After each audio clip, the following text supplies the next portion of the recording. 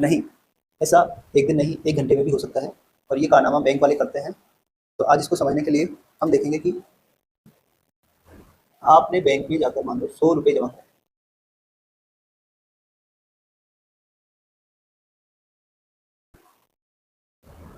अब बैंक में एक व्यक्ति आता है,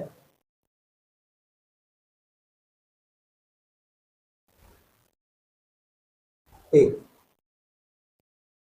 बैंक वाले क्या उसको पूरे 100 रुपये उधार दे देंगे? तो नहीं, बैंक वालों के लिए एक नियम होता है कि उन्हें एक ratio, case reserve ratio, RBI द्वारा ये नियम बनाया गया है कि बैंक वाले जो जमा है उसका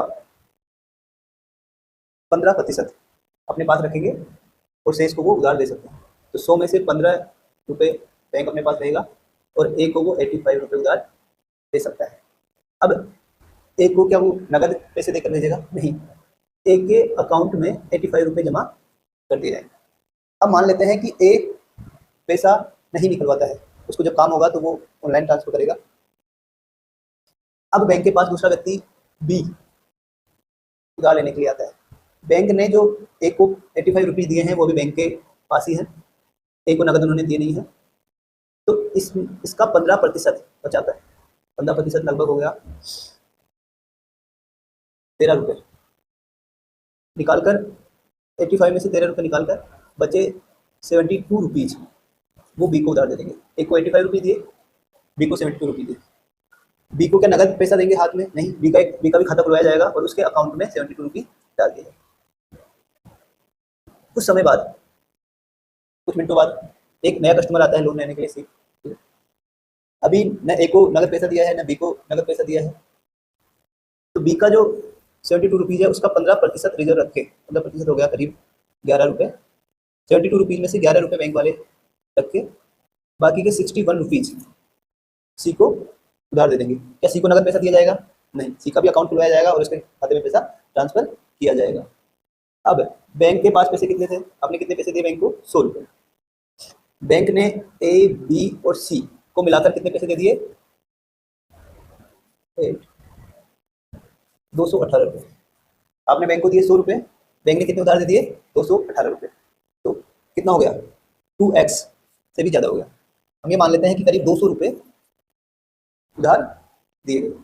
अब बैंक वाले आपको ब्याज देंगे, मान लेते हैं कि 100 रुपये पर 3 रुपये आपको साल का ब्याज मिलेगा। बैंक वालों की जो दर है 3% सेविंग बचत की बात कर रहे हैं।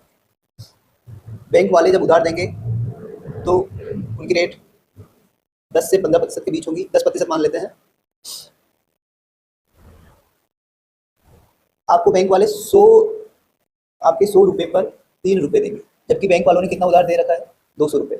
200 के 2 टुकड़े कर लेते हैं, 100। इस 100 रुपये पर बैंक वाले ब्याज लेंगे 10 रुपये, आपको दे देंगे 3 रुपये, 7 रुपये यहाँ से बैंक वालों के बच गए। इसी तरीके से जो 100 रुपये उन्होंने बनाए हैं उस पर वो 10% लेंगे और इसमें से आपको क्या कुछ मिलेगा? नहीं, पूरे के पूरे 10 रुपये बैंक के पास जाएंगे। तो आपको इस तरीके से मिलते हैं 3 रुपये और बैंक को मिलते हैं 17 रुपये। तो अब आपकी समझ में आया होगा कि बैंक किस तरीके से पैसे को डबल करते हैं। आपने देखा होगा कि बैंक में ऐसी लगा हुआ है, आरओ वाटर है, तो बड़े कस्टमर है तो उनके लिए चाय पानी की व्यवस्था भी है। ज़्यादा पैसा डिपॉजिट कराने वालों के घर तक गाड़ी पैसा लेने और देने पहुंच जाती है। बैंक वाले सामाजिक कल्याण के कार्यों में भी पैसा खर्च करते रहते हैं। उनका जो मकान है वो भी किराए का होता है, उसका 40-50-60 हज़ार रुपये वो किराया महीने का चुकाते हैं। इन सबके बावजूद वो फ़ायदे में रहते हैं।